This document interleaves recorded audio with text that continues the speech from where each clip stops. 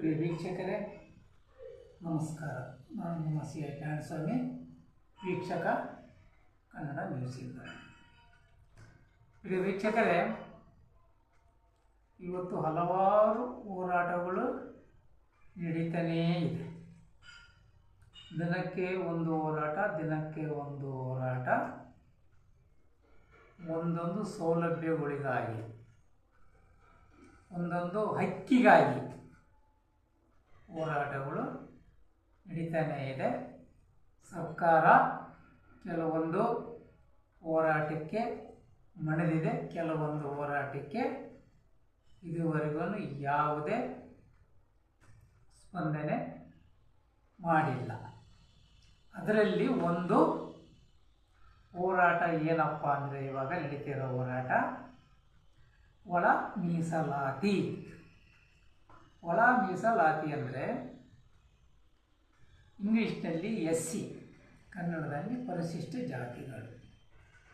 ಈ ಪರಿಶಿಷ್ಟ ಜಾತಿಗಳಲ್ಲಿ ನೂರಾರು ಜಾತಿಗಳು ಸೇರ್ಪಡೆ ಆಗಿದೆ. ಯಾವುದಾದ್ರೂ ಸೌಲಭ್ಯಗಳು ಬಂದರೆ ಎಲ್ಲ ಜಾತಿಯವರು ಮುಗಿಬಿಡ್ತಾರೆ. ಈ ಪರಿಶಿಷ್ಟ ಜಾತಿಯಲ್ಲಿ ಭಾಳ ಹಿಂದೆ ಉಳಿದಂಥ ಜಾತಿ ಅಂದರೆ ಅದು ಮಾದಿಗ ಜಾತಿ. ನೋಡಿ, ಈ ಜಾತಿಗೆ ದೇಶದಲ್ಲಿ ಬೆಲೆನೇ ಸಿಗ್ತಾ ಇಲ್ಲ, ಸಮಾನತೆ ಸಹ ಇಲ್ಲ. ಈಗ ಹಲವಾರು ಮಾಧ್ಯಮಗಳಲ್ಲಿ, ಕೆಲವಾರು ರಾಜ್ಯಗಳಲ್ಲಿ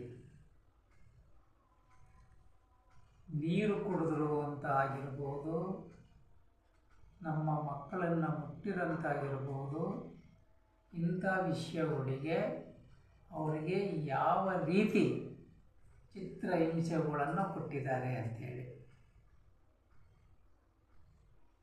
ಅಂದರೆ ಈ ಜನಾಂಗ ಏನು ಪಾಪ ಮಾಡಿತ್ತು ಅಂತ.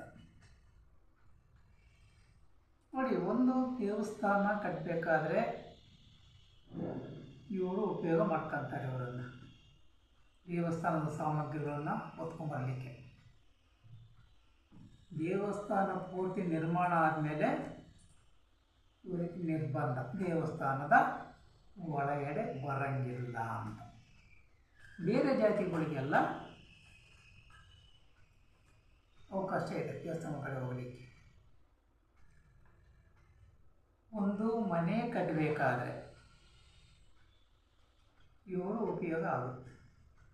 ಮನೆ ನಿರ್ಮಾಣ ಆಗಿ ಗೃಹ ಪ್ರವೇಶ ಆದಮೇಲೆ ಇವರಿಗೆ ಆ ಮನೆ ಒಳಗಡೆ ಪ್ರವೇಶ ನಿಷಿದ್ಧ. ಇದು ಎಂಥ ದುರಂತ ನೋಡಿ. ಯಾಕಂದರೆ ಆ ಮನೆಗೆ ಬಣ್ಣ ಹೊಡಿಬೇಕಾದ್ರೆ ಇವರೇ ಬೇಕು. ಆ ಮನೆಯ ಎಲ್ಲ ಕೆಲಸ ಮುಕ್ತಾಯವಾಗುವವರೆಗೂ ಇವರೇ ಇರ್ತಾರೆ. ಇವರು ಮುಟ್ಟಿ ಹೊಡೆದಂಥ ಬಣ್ಣ, ಇವರು ಮುಟ್ಟಿ ಕಟ್ಟಿದಂಥ ದೇವಸ್ಥಾನ, ಇವರು ಮುಟ್ಟಿದ್ರು ಅಂತ ಹೇಳಿ ಏನಾದರೂ ನಾವು ನಶಿಸಿ ಹೋಗಿದ್ದಾವ? ಇಲ್ಲವಲ್ಲ. ದೇವರೇ ಇವರನ್ನು ದ್ವೇಷ ಮಾಡೋದಿಲ್ಲ, ಜನಗಳು ಯಾಕೆ ಇವರನ್ನು ದ್ವೇಷ ಮಾಡ್ತಾರೆ? ಈಗಲೂ ಸಹ ಕೆಲವು ಹಳ್ಳಿಗಾಡುಗಳಲ್ಲಿ ಇವರಿಗೆ ಕ್ಷೌರ ನಿಷಿದ್ಧ, ಕಟಿಂಗೇ ಮಾಡಲ್ಲ. ಕೆಲವು ಹೋಟೆಲ್ಗಳಲ್ಲಿ ಇವರಿಗೆ ಆಗಿರ್ತಕ್ಕಂಥ ಕಾಫಿ ಟೀ ಕುಡಿಲಿಕ್ಕೆ ಲೋಟುಗಳನ್ನೇ ಪ್ರತ್ಯೇಕವಾಗಿರುತ್ತೆ. ಪೇಪರಲ್ಲಿ ಇಲ್ಲಾಂದರೆ ಬೇರೆ ಯಾವುದಾದ್ರೂ ರೀತಿಯಲ್ಲಿ ಅವರಿಗೆ ತಿಂಡಿಯನ್ನು ಕೊಡೋ ಪದ್ಧತಿ ಈಗ ಅನೇಕ ಕಡೆ ಜಾರಿಯಲ್ಲಿದೆ. ಅದರಲ್ಲಿ ಹಳ್ಳಿಗಾಡಿನಲ್ಲಿ ಅಂತೂ ಬಹಳ ವಿಪರೀತವಾಗಿ ನಡೀತಾ ಇದೆ. ಇದಕ್ಕೆ ಜಾತಿ ಭೇದ ಅಂತಾರೆ. ನೋಡಿ, ಇವತ್ತು ಒಂದು ಮುಖ್ಯವಾದ ವಿಷಯಕ್ಕೆ ನಾನು ಬರ್ತೀನಿ. ಈ ದೇಶದ ಸ್ವಚ್ಛತೆ ಅಂದರೆ ಬೆಳಗಿನ ಜಾವ 4ರಿಂದ 5 ಗಂಟೆಯಿಂದ 8-9 ಗಂಟೆ, ಅಂದರೆ ಶಾಲಾ ಕಾಲೇಜುಗಳು ಆಫೀಸ್ಗಳು ಪ್ರಾರಂಭ ಆಗೋದ್ರೊಳಗಾಗಿ ರಸ್ತೆಗಳು ಮತ್ತು ಚರಂಡಿಗಳು ಸ್ವಚ್ಛವಾಗಿರಬೇಕು ಅಂದರೆ ಮೂಲ ಕಾರಣ ಯಾವ ಜಾತಿಗೆ ಸೇರಿದವರು ಈ ಸ್ವಚ್ಛತೆಯಲ್ಲಿ ತೊಡಕ್ಯಂತಾರೆ ಅನ್ನೋದು ಬಹು ಮುಖ್ಯವಾಗಿರ್ತಕ್ಕಂಥದ್ದು ಪಾಯಿಂಟು. ಬೆಳಿಗ್ಗೆ ಈ ಏನು ಹಿಂದುಳಿದ ಜನಾಂಗ ಅಂತ ಗುರ್ತಿಸ್ಕೊಂಡಿದೆಯಲ್ಲ, ಮಾದಿಗ ಜನಾಂಗನೇ ಅಂತ ಹೇಳ್ಬೋದು. ಇವರು ಬೆಳಿಗ್ಗೆ ಕೈಯಲ್ಲಿ ಪರಿಕೆ ಮತ್ತು ಚಲಿಕೆ ಹಿಡಿಲಿಲ್ಲ ಅಂದರೆ ಈ ದೇಶದ ಸ್ವಚ್ಛತೆ ಗತಿ ಏನಾಗುತ್ತೆ? ಅನೇಕ ಸಂಘಟನೆಗಳು, ದಲಿತ ಸಂಘಟನೆಗಳು ಹೋರಾಟ ಮಾಡ್ತಾನೇ ಇದ್ದಾವೆ. ನಮಗೊಂದು ಮೀಸಲಾತಿ ಕೊಡ್ರಿ ಅಂತೇಳಿ. ಸರ್ಕಾರ ಇನ್ನೂ ಅದಕ್ಕಂತ ಗಮನ ಹರಿಸಿಲ್ಲ. ದೇಶದ ಗುಂಪು ಸ್ವಚ್ಛತೆ ಮಾಡಲಿಕ್ಕೆ ಈ ಜನಾಂಗ ಬೇಕು. ಈ ಜನಾಂಗಕ್ಕೆ ಸಿಗಬೇಕಾದ ಹಕ್ಕುಗಳು ಸಿಗ್ತಾ ಇಲ್ಲ. ಇವರಿಗೆ ಅಂತ ಒಂದು ಮೀಸಲಾತಿ ಕೊಟ್ಟರೆ ಇವರು ಸಹ ಗ್ರಾಮ ಪಂಚಾಯಿತಿಯಿಂದ ಹಿಡಿದು ಪಾರ್ಲಿಮೆಂಟ್ವರೆಗೆ ಇವರೇ ಆಗಿರತಕ್ಕಂಥ ಒಬ್ಬ ಸದಸ್ಯ ಬರ್ತಾನೆ. ಇವರಿಗೆ ಯಾಕೆ ವಂಚನೆ ಆಗಿದೆ? ಈ ಮೀಸಲಾತಿ ವಂಚನೆಯಿಂದ ಇವರು ಯಾವಾಗ ವಿಮುಕ್ತಿ ಆಗೋದು? ನೋಡಿ, ಇವತ್ತು ಏನು ದಲಿತ ಮುಖಂಡರುಗಳು ಅನಿಸ್ಕೊಂಡಿರೋರು ತಾಲೂಕು ಮಟ್ಟದಲ್ಲಿ, ಜಿಲ್ಲಾ ಮಟ್ಟದಲ್ಲಿ, ರಾಜ್ಯ ಮಟ್ಟದಲ್ಲಿ ಮತ್ತು ರಾಷ್ಟ್ರ ಮಟ್ಟದಲ್ಲಿ ಸಹ ಈ ದಲಿತ ಮುಖಂಡರುಗಳು ಇರ್ಬೋದು. ಇವರು ಅನೇಕ ವರ್ಷಗಳಿಂದ ಹೋರಾಟ ಮಾಡ್ತಾನೇ ಬಂದಿದ್ದಾರೆ. ಮಾದಿಗ ಮೀಸಲಾತಿ ಕೊಡಿ, ಮಾದಿಗ ಮೀಸಲಾತಿ ಕೊಡಿ ಅಂತ. ಸರ್ಕಾರ ಇವರ ಹೋರಾಟಕ್ಕೆ ಕಿಂಚಿತ್ತು ಕೂಡ ಬೆಲೆ ಕೊಟ್ಟಿಲ್ಲ ಅಂತಲೇ ಹೇಳ್ಬೋದು. ಇವರು ಅರಬೆತ್ತಲೆಯಾಗಿ ಹೋರಾಟ ಮಾಡಿದರು, ಕಪ್ಪು ಬಟ್ಟೆ ಕಟ್ಕೊಂಡು ಹೋರಾಟ ಮಾಡಿದ್ರು, ಇನ್ನು ಏನೆಲ್ಲ ಹೋರಾಟ ಮಾಡಿದ್ರು ಕೂಡ ಸರ್ಕಾರ ಯಾವುದೇ ತೀರ್ಮಾನ ತಗೊಳ್ತಾ ಇಲ್ಲ.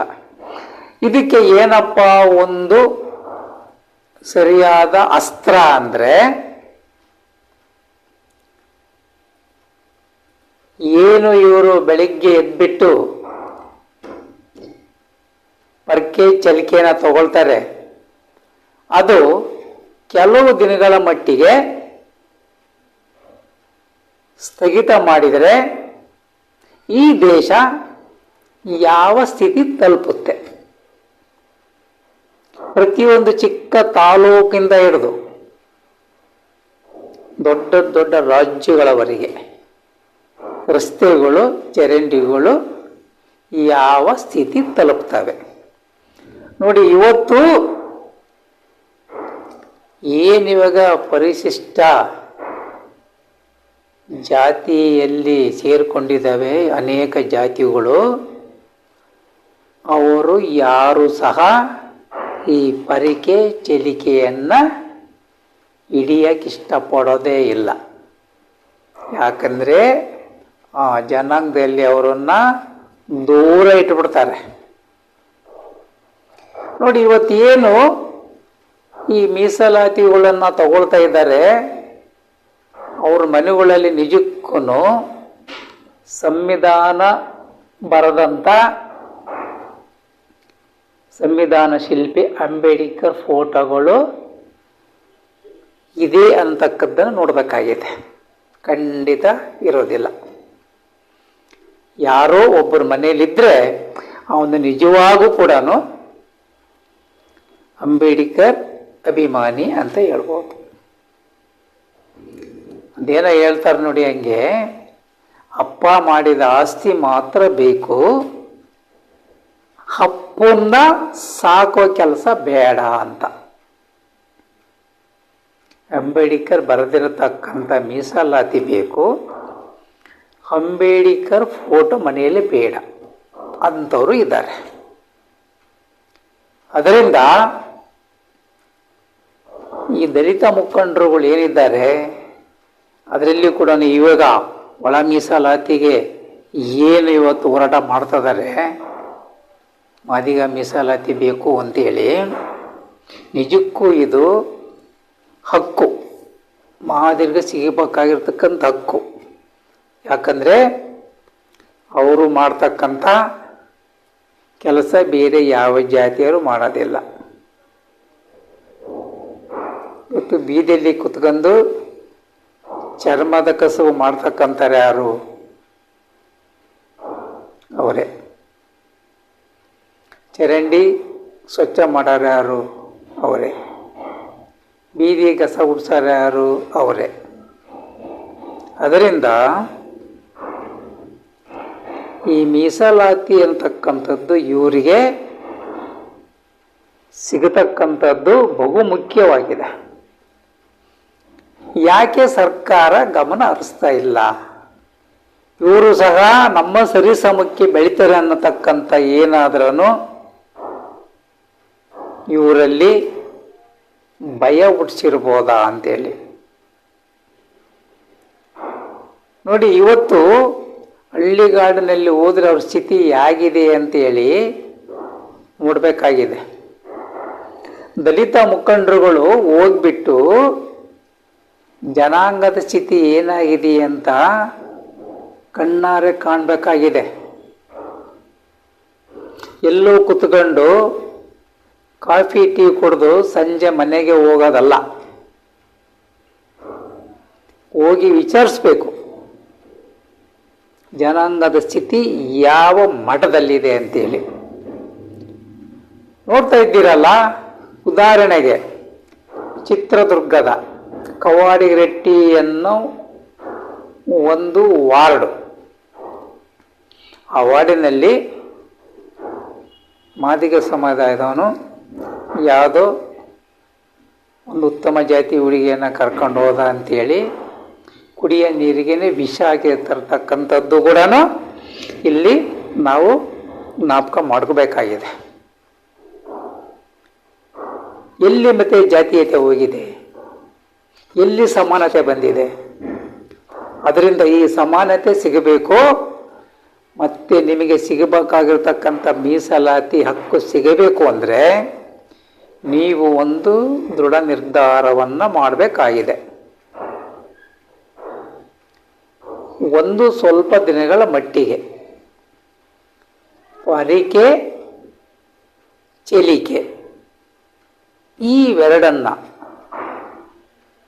ಮುಟ್ಟದಂಗೆ ಸುಮ್ಕಿದ್ದು ಬಿಟ್ರೆ ಆಗ ನಿಮಗೆ ಸಿಗತಕ್ಕಂಥ ಎಲ್ಲ ಹಕ್ಕುಗಳು ನಿಮಗೆ ಖಂಡಿತ ಸಿಗುತ್ತೆ. ಇದನ್ನು ದಲಿತ ಮುಖಂಡರು ಆಳವಾಗಿ ಯೋಚನೆ ಮಾಡಬೇಕಾಗಿದೆ. ನಮ್ಮ ಹಕ್ಕನ್ನು ಪಡೆಯುವ ಬ್ರಹ್ಮಾಸ್ತ್ರ ಯಾವುದು ಅಂತ. ಈ ಹಿಂದೆ ಸಹ ಒಂದು ಊರಿನ ಜನ ಹಕ್ಕುಪತ್ರಕ್ಕಾಗಿ ಎಂಥ ಹೋರಾಟ ಮಾಡಿದ್ರು ವಿಧಾನಸೌಧ ಮುಂದೆ ಅಂತೇಳಿ ಜ್ಞಾಪಕ ಮಾಡ್ಕೊಳ್ಳಿ. ಅವ್ರವ್ರು ಸಿಗಬೇಕಾದ ಹಕ್ಕನ್ನು ತಗೊಂಡು ಹೋಗೇ ಬಿಟ್ರು. ಅಂಥ ಹೋರಾಟ ಮಾಡಿದ್ರು ಅವರು. ಅದೇ ರೀತಿ ಮೀಸಲಾತಿ ಬೇಕಾಗಿರತಕ್ಕಂಥ ಹೋರಾಟ ಮಾಡುವವರು ನಮಗೂ ಸಮಾಜದಲ್ಲಿ ರಾಜಕೀಯದಲ್ಲಿ ಸ್ಥಾನಮಾನ ಬೇಕು ಅಂದರೆ ದಯವಿಟ್ಟು ಸ್ವಲ್ಪ ದಿನಗಳ ಮಟ್ಟಿಗೆ ಚಲಿಕೆ ಮತ್ತು ಪರಿಕೆಗೆ ವಿರಾಮ ಕೊಟ್ಬಿಡ್ರಿ. ನೋಡೋಣ ಅದು ಯಾವ ಜಾತಿಯವರು ಹೋಗಿ ಸ್ವಚ್ಛತೆ ಮಾಡ್ತಕ್ಕಂಥ ಕೆಲಸ ಮಾಡ್ತಾರೆ ಅನ್ನೋದನ್ನು ನೀವೇ ಕಣ್ಣಾರ ಕಾಣ್ತಕ್ಕಂಥ ಒಂದು ಅವಕಾಶ ಸಿಗುತ್ತೆ. ಇದನ್ನು ದಲಿತ ಮುಖಂಡರು ಸಹ ಗಮನಕ್ಕೆ ತಗೊಂಡ್ಬಿಟ್ಟು ಏನಿವಾಗ ಮೀಸಲಾತಿಗೆ ಹೋರಾಡ್ತಿದ್ದೀರಾ ಇದನ್ನು ಪಡ್ಕೊಳ್ತಕ್ಕಂಥ ಕೆಲಸ ಮಾಡಬೇಕಾಗಿದೆ. ಜೈ ಹಿಂದ್, ಜೈ ಕರ್ನಾಟಕ. ವೀಕ್ಷಕರೇ, ನಮ್ಮ ಚಾನಲ್ ನಿಮ್ಗೆ ಇಷ್ಟವಾದಲ್ಲಿ ಸಬ್ಸ್ಕ್ರೈಬ್ ಮಾಡಿ, ಲೈಕ್ ಮಾಡಿ, ಶೇರ್ ಮಾಡಿ. ವೀಕ್ಷಕರೇ, ಯಾರಿಗಾದರೂ ತೊಂದರೆ ಆದಲ್ಲಿ, ಅನ್ಯಾಯ ಆದಲ್ಲಿ ನಮ್ಮ ಸ್ಟುಡಿಯೋಗೆ ಬಂದುಬಿಟ್ಟು ತಮ್ಮ ಅನಿಸಿಕೆಗಳನ್ನು ಹೇಳ್ಕೋಬೋದಾಗಿದೆ. ನಮಸ್ಕಾರ.